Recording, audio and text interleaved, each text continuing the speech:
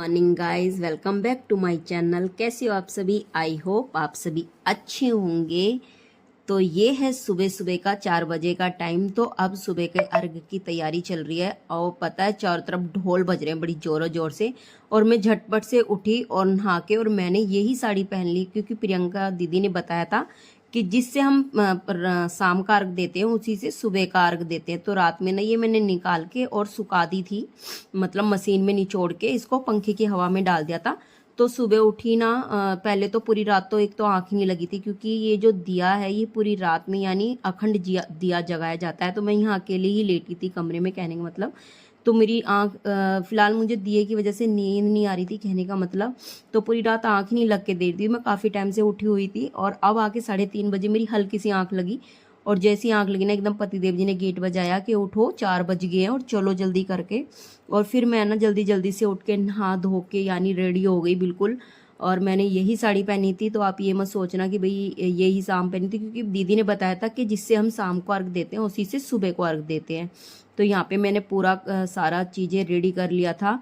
उन्हें भी बोला एक बार के बेटे को जाके दूध पिलाया हो ताकि वो सोया रह सके। और सब चीज़ को मैंने यहाँ पे टीका कर दिया था दोबारा से। और ये जो पीले चावल का वो होता है, ये भी सभी चीज़ों पे मैंने दोबारा यानी सुबह में जो चीज़ें सारी रेडी की थी उन पे सुबह जल्दी जल्दी से टीका और सारी चीज़ें लगा दी थी। क्योंकि ये था कि वो जैसे शाम में हुआ था वही यानी सुबह प्रोसेस होनी थी, तो वही यहाँ पे मैंने इसलिए सारी चीज़ों को दोबारा से यानी धो के और वो करके और सबको लगा दिया था। और यहाँ पे मैंने ना दोरा को बिल्कुल तैयार कर दिया था कि इतना हस्बैंड जी आएंगे तो मेरा सारा सामान रेडी रहेगा, तो बस उठा के ले चलने का वो रहेगा। और मैं आपको बता दूं बाहर इतना अंधेरा और ठंडी ठंडी हवा चल रही है, और चारों तरफ से पटाखों की ढोल की इतनी जोरों जोर से आवाज आ रही है। यहाँ पे थोड़ा सा मैंने गंगा जल भी छिड़क दिया था कि सब चीज़ दोबारा से शुद्ध हो जाए, एकदम पवित्र हो जाए।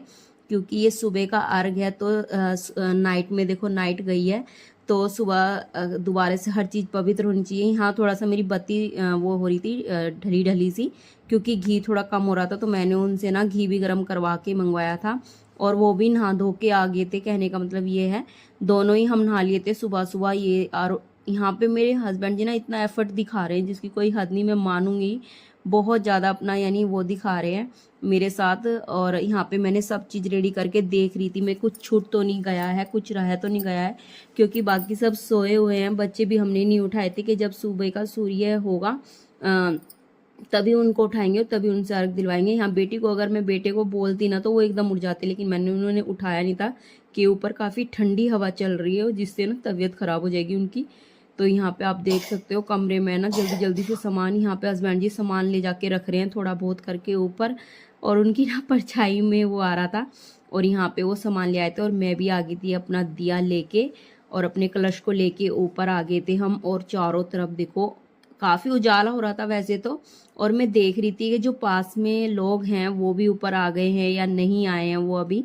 तो वो लोग सभी ऊपर आ गए हैं जितने भी थे। तो यहाँ पे मैं पानी को चेक कर रही थी, और पानी में ना फूल वगैरह डाल रही थी। नाइट में जो डाले थे वो हटा दिए थे मैंने, और सुबह में थोड़े से फूल मैंने और डाल दिए थे, क्योंकि अच्छा लगता है ना, एक अलग सा वो रहता है। और यहाँ पे फिर हम अपनी जोत की तैयारी शुरू कर दी थी सुबह की। तो थोड़ा सा अंधेरा लगा मुझे, मैंने उनसे हस्बैंड जी से बोला कि पहले मोमबत्ती आप मोमबत्ती लगा दो, मैं अपनी सारी जितनी भी जोत के दिए हैं उनको जगा देती हूँ।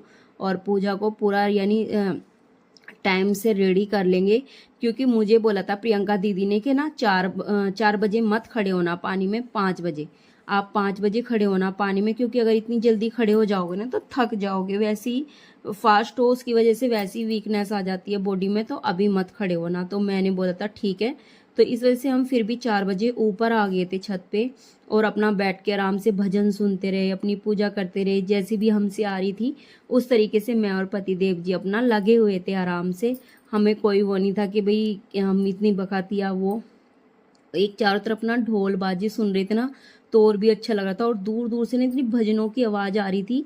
जो छठ पर्व के जो भजन होते हैं, जो उनके गीत होते हैं, उनकी चारों तरफ से इतनी सुंदर धुन आ रही थी, मैं आपको बता नहीं सकती। अगर मैं उसको ना वॉल्यूम में करूँगी ना तो फिर वो आ जाता है क्या कहते हैं, उसको बोलते तो हैं कॉपीराइट आ जाएगा। इसलिए मैंने ना सबको म्यूट किया हुआ है, क्योंकि कई वीडियो में ऐसा हो जाता है थोड़ा सा भी साउंड आ जाता है ना तो उसमें कॉपीराइट आ जाता है लिखा हुआ। नहीं तो जब बाहर की जो आवाज़, धुन और गीत चल रहे हैं ना उनके अकॉर्डिंग चला के छोड़ो ना तो और भी सुंदर लग रहा था। और आप देख सकते हो कितना प्यारा लग रहा है छठी मैया के पास जब दिए और मोमबत्ती जग गई हैं, और अभी अंधेरा है ना काफ़ी, तो और भी सुंदर लग रहा है। और चार तरफ ना वैसे ना बहुत ही उजाला लग रहा था, बहुत ज़्यादा। छत पे आए थे ना तो तब थोड़ा सा अंधेरा लगा, लेकिन जैसे जैसे वो हुआ ना तो लाइट की रोशनी काफ़ी हो गई थी।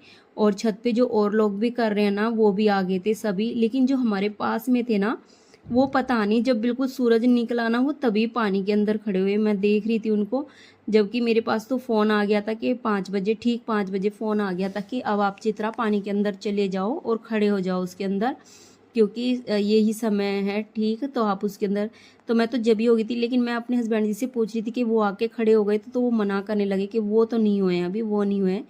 मैंने कहा देखो टाइम तो सुबह 4 बजे का बताते हैं, लेकिन लोग बाग फिर भी अपने अकॉर्डिंग थोड़ा सा टाइम को कर लेते हैं। तो यहाँ पे पति देव जी औरों को भी देख रहे थे और उन्होंने भजन चला दिए फिर थोड़े से। फिर हम यहाँ बैठ गए थे दोनों आराम से और अपने छठी मैया से प्रार्थना करते रहे। जैसे ही देखो हमसे प्रार्थना या पूजा जिस तरीके से भी आती थी हम अपना उसी तरीके से दोनों बैठ के आराम से कर रहे थे। तो यहाँ पे मैंने उन्हें बोला था कि एक बार आप फ़ोन करके पता कर लो कि पानी में अब चले जाए या नहीं। तो यहाँ पे वो फ़ोन कर लिया था उन्होंने, तो उन्होंने बोला हाँ अब पानी में आप चले जाओ, 5 बज गए हैं। तो यहाँ पे हस्बैंड जी उन्हें देख रहे थे कि वो तो अभी नहीं गए हैं। मैंने कहा कोई बात नहीं, देखो उनकी पूजा उनके अकॉर्डिंग और मेरी पूजा मेरे अकॉर्डिंग। मेरा मन है कि मैं अभी ही पानी में खड़ी हो जाऊँ, क्योंकि सुनने में तो 4 बजे भी आता है, लेकिन हमने तो फिर भी 1 घंटा लेट कर लिया है। तो यहाँ मैं अगरबत्ती लेके खड़ी हो गई थी। उसके बाद मैंने अपना सूप लिया था हाथ में, और आप मानोगे नहीं सूप मेरा ना काफ़ी हैवी हो गया था, क्योंकि मैंने उसमें ना सारे फल सब कुछ यानी सब कुछ रख लिया था सूप के अंदर। और 5 बजे से 7 बज के कुछ पे सूर्य देव दिखाई दिए थे। तब तक मैं बता नहीं सकती आपको, मुझे अंदाज़ा भी नहीं था कि ये इतना वो बैठेगा, क्योंकि एक तो पूरे 36 घंटे हो जाते हैं भाई इस फास्ट को। आप मान सकते हो बहुत कठिन, वाकई में ही बहुत कठिन फास्ट होता है। मैं ये नहीं कहूँगी बहुत वो होता है, नहीं बहुत कठिन फास्ट होता है। और हकीकत में एक शक्ति और भक्ति होती है ना जिसके प्रति, वो पर्व बिल्कुल भी टफ नहीं लगता और वो नहीं लगता। मुझे अगर मैं अपना बताऊं, मुझे तो इस फास्ट को करके ना जितना एक मन को शांति और सुकून है ना बहुत अच्छा लग रहा था। और यहाँ पे मैं भजन सुन के ना इतना भावुक हो गई थी, इतना भावुक कि कुछ चीज़ें कभी कभी हमें इतना ज़्यादा याद आ जाती हैं और हम इमोशनल हो जाते हैं बहुत ज़्यादा। यहाँ पे जैसे ही भजन चलाना मैं इतनी इमोशनल हो गई थी, पता नहीं अपने आप ही ना आंखों से टप टप टप टप आंसू गिरने लगे। और बस एक मन में होती है ना कि ऐसा कोई ऐसी चीज़ भी बनाई होती कि जो हमारा बंदा कहते हैं ना मृत्यु सैया पे लेटा हुआ हो, उसे भी वापस लाने की अगर ऐसी कोई चीज़ होती ना तो शायद हम वो भी करते। लेकिन भगवान ने वो ऐसी चीज़ बनाई नहीं है, क्योंकि जब अपने खास को अपनों को खोते हैं ना तो वो ऐसे टाइम पे बहुत याद आते हैं। तो बस यहाँ पे मैं भजन सुन के बहुत बहुत बहुत ज़्यादा इमोशनल हो गई थी। कहने का मतलब ये है कि मेरे भैया की याद आने लगी थी, सासू माता की याद आने लगी थी। तो बस भगवान से फिर यही विनती रहती है कि भगवान तूने कुछ ऐसा भी बनाया होता कि अपने कभी भी अपने से दूर ना होते, हमेशा अपने पास ही रहते। लेकिन वही वाली बात है, जैसा भगवान को मंजूर है देखो वो होता वैसा ही है। और सुबह के टाइम ना इतनी ठंडी ठंडी हवा चल रही थी, इतनी ठंडी ठंडी हवा कि आप पति जी ना जोत को बचा रहे थे बार बार कि कहीं बढ़ ना जाए, कि तुमने पूरी मेहनत दी है रात से उसके साथ और अब कहीं बढ़ ना जाए। मैंने कहा कुछ नहीं होगा, आप रहने दो, आप जैसे जग रही है जगने दो, बिल्कुल नहीं बढ़ेगी। और जैसे ही सूर्य देव दिखाई दिए आप मानोगे नहीं, मेरी खुशी का ठिकाना नहीं था। आप देख सकते हो मेरी खुशी मेरे फेस से।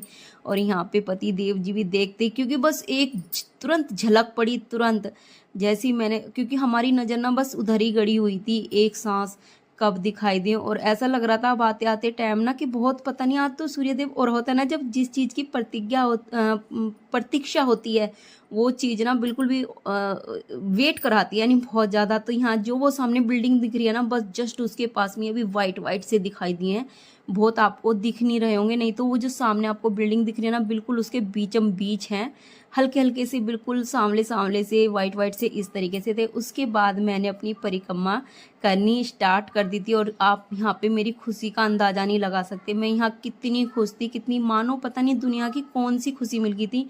देखो चाहे किसी को कैसा भी लग रहा हो मेरे इस फास्ट करने से, लेकिन मुझे आप अंदाज़ा नहीं लगा सकते मैं यहाँ पे कितनी खुश थी, कितनी। कहते हैं जब अपनों की खुशी के लिए हम कोई चीज़ करते हैं ना, तो उसकी एक अलग ही खुशी होती है। आदमी अपने लिए तो सब कुछ करता है, लेकिन अपनों के लिए जो करता है ना, उसमें कुछ अलग बात होती है। तो यहाँ वही खुशी हो रही थी मुझे जब सूर्य देव मुझे सामने दिखाई दिए। मेरे पति देव ने अर्घ दिया, मेरी बेटी ने अर्घ दिया, मेरे बेटे ने अर्घ दिया। तो बस छठी मैया से हम तो यही मांगते हैं कि हमेशा हमारा परिवार ऐसे ही खुशहाल रहे, ऐसे ही हमारे परिवार में सब सुख शांति से रहें और सभी के परिवार खुश रहें। हम तो ये कहेंगे सभी का परिवार खुश रहे, सभी के बच्चे खुश रहें, सभी के अपने अपनों के पास रहें, कभी कोई किसी से दूर ना हो। और जय छठी मैया, जय छठी मैया। तो हम तो ये कहेंगे ये पर्व हर साल आए और इसे हम हर साल मनाएं, क्योंकि जिस पर्व से सुख शांति घर में आए वो पर्व कुछ खास बन जाए। तो जय छठी मैया। और यहाँ पे बेटा थोड़ा सा, उसका आज स्कूल था, पता नहीं एक दिन पहले उन्होंने छुट्टी कर दी स्कूल वालों की, लेकिन जिस दिन सूर्य का सुबह का अर्घ था उस दिन उन्हें पता नहीं स्कूल वालों ने छुट्टी नहीं की थी, तो वो थोड़ा नहाने लग गया था, क्योंकि टाइम होने लग रहा था 7:15 या 7:20 पे सूर्य देव निकले थे। बहुत लाइट लाइट से, मैं बता रही हूँ ना, मेरी आंख ना वहीं गड़ रही थी, बिल्कुल भी नहीं दिखाई दिए। और जैसी एक झलक हल्की सी आई ना, इतनी खुशी आ गई थी शरीर के अंदर, इतनी ताकत आ गई आप मान नहीं सकते। अब आते आते ना थोड़ी सी ताकत हिलने लगी थी, लेकिन जैसे ही सूर्य देव निकले ना, मेरे अंदर इतनी ताकत आ गई कि मैंने बेटे का काफ़ी टाइम तक वेट करा कि नहीं जब वो आएगा उससे मैं अर्घ दिलवाऊंगी, क्योंकि उसका शाम का भी नहीं दिया गया था। मैं खड़ी रही लगातार पानी में कि नहीं वो आ जाएगा तभी मैं पानी से बाहर निकलूँगी, क्योंकि मेरे शाम को तीनों बच्चों ने दे लिया था, छोटे छोटों ने, लेकिन बेटे ने नहीं दिया था अर्घ। तो यहाँ पे मैं बस यही कह रही थी कि आप दो, यानी बेटे को आने दो, मैं तभी निकलूँगी इसके अंदर से। जबकि हस्बैंड जी कहते कि कोई बात नहीं आप माथा टेकवा लेने। मैंने कहा नहीं, उसके आने के बाद ही, अरे अपने बच्चों के लिए हम चीज़ें करते हैं, अगर हम 10 मिनट और खड़े जाएं तो कोई बड़ी बात नहीं। तो यहाँ पे फिर उसने आके सूर्य देव को जल दिया, अपनी मैया का पूजा को संपन्न किया। तो यहाँ पे सारी विधि विधान के साथ हमने अपनी पूजा करी और फिर यहाँ बेटे ने जल दिया। उसके बाद मैं यहाँ से बच्चों के साथ मैंने थोड़ा सा ना यहाँ पे फ़ोटो भी खिंचवाया था, क्योंकि कल भी यानी शाम के टाइम भी मैं बिल्कुल भी थोड़ा सा फ़ोटो नहीं खिंचवा पाई थी, थोड़ो सी भी कुछ भी नहीं करवा पाई थी। तो मैं हस्बैंड जी से कह रही थी कि आप प्लीज़ बच्चों के साथ एक फ़ोटो खींच दो। और यहाँ बेटे को देख रहे हो कितनी बिल्कुल सावधान वाली मुद्रा में खड़े हैं। उसके चाचू बोल भी रहे थे कि थोड़ा सा इस तरीके से खड़े हो जाओ, लेकिन वो ना बिल्कुल सीरियस होके खड़ा था और मेरी साड़ी ना बहुत ज़्यादा गीली हो गई थी। यहाँ बेटा चल दिया था, मैंने बोला बेटा पहले छठी मैया का आशीर्वाद लेके जाओ और फिर जाके बस स्कूल के लिए रेडी हो जाओ। तो यहाँ पे फिर वो आके माथा टेका उसने।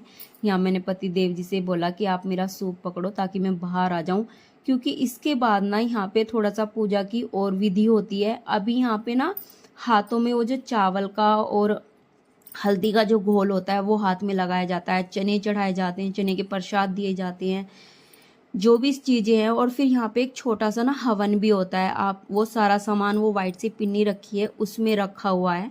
तो यहाँ पे सब चीज़ को वो करके भोग लगा के मैया को, जबकि हमने आने के बाद भी लगा दिया था, लेकिन इसके बाद भी हमने फिर सब चीज़ों का प्रसाद चढ़ाया। और फिर आराम से बैठ के मैं हस्बैंड जी से कहती थोड़ा सा चीज़ों को साइड कर दो ताकि आराम से अपना यानी हवन हो जाए। तो यहाँ पे छोटा सा कपूर के साथ और कुछ सामान आता है जो दुकान से ही देते हैं, वो जो छठ का पर सारी चीज़ें देती हैं, तो वहीं से सब कुछ उन्होंने सामान दिया था। उसके बाद मैंने और पति देव जी ने और बेटी ने आराम से बैठ के हवन करा। जबकि मेरी बेटी तो ना सुबह सुबह के टाइम भी ना अपनी ड्राइंग में लगी हुई थी।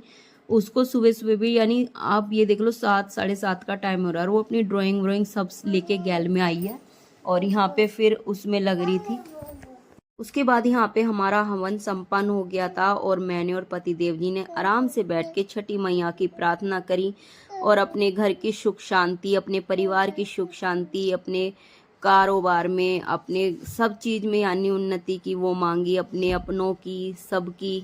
और पूरे यानी हिंदुस्तान की सभी के लिए छठी मैया हमेशा खुशहाली बनाए रखे, सभी के घर बार में उन्नति लाए। तो यहाँ पे हमारी सारी विधि विधान के साथ पूजा संपन्न हो गई थी और फिर हमने अपना जो भी सामान था, सारा प्रसाद था, वो दौरा में रख लिया था और क्या कहते हैं सूप को भी रख लिया था। उसके बाद यहाँ पे मैंने प्रियंका दीदी को फ़ोन किया था कि इसके बाद अब हमें क्या करना है यानी, तो उन्होंने फिर बोल दिया था कि अगर आपका हवन हो गया तो सारी चीज़ों को ऐसे ही छोड़ देना, और यानी जो हवन वगैरह की और जो छठी मैया है वो कल नेक्स्ट डे आप जब ये सब चीज़ ठंडी हो जाएंगी ना, इनको यमुना में सिला देना। और जो मैंने दिया वगैरह पूछा था कि अभी वो दिया जग रहा है, जो अखंड दिया है, उनका कोई बात नहीं, उसको उसके पास में ही, और जो जल है वो सूर्य देव को चढ़ा दो और थोड़ा सा अपने घर के अंदर छींटा लगा देना उस जल का। तो बस उसी तरीके से मैंने जैसे जैसे उन्होंने मुझे बताया, यहाँ पे ये मैंने चुनरी उड़ाई हुई थी, ये तो उन्होंने बोला था कि आप अपने यूज़ में भी ले सकते हो और किसी को देना चाहो, वैसे फ़िलहाल अपना ही यूज़ कर लो क्योंकि ये छठी मैया का एक प्रसाद होता है, तो आप इसे अपने ही यूज़ में ले लेना। तो यहाँ पे बस मैंने फिर उसी तरीके से थोड़ा सा सामान सा जो एक्स्ट्रा था वो हस्बैंड जी हटा रहे थे ताकि उसे सबको समेट के एक साइड कर दें। किसी भी चीज़ में कोई जैसे भाई ऊपर की तरफ हमने हवन किया है तो कोई भी चीज़ आग ना पकड़े, तो थोड़ा सा वहाँ को साफ सफाई सी कर दी थी। और यहाँ पे देख सकते हो आप हमारी पूजा कितने अच्छे से संपन्न हो गई थी। उसके बाद यहाँ पे मैंने हस्बैंड जी से बोला कि आप इसे लेके नीचे चलो, तो उन्हें मैंने दौरा उठवा दिया था और जो बाकी सामान था वो लेके मैं चली थी। अगर ये आपको ब्लॉग अच्छा लगे तो प्लीज़ वीडियो को like share subscribe bell icon जरूर दबा दे ताकि आपको नोटिफिकेशन मिलती रहे, और कमेंट्स भी करके ज़रूर बताना कि मैंने पूजा कैसी करी है और मैंने व्रत करके कैसा किया है। अब आपसे नेक्स्ट ब्लॉग में मिलेंगे। जय छठी मैया, जय छठी मैया। आप सभी की मनोकामनाएं छठी मैया पूर्ण करें। बाय।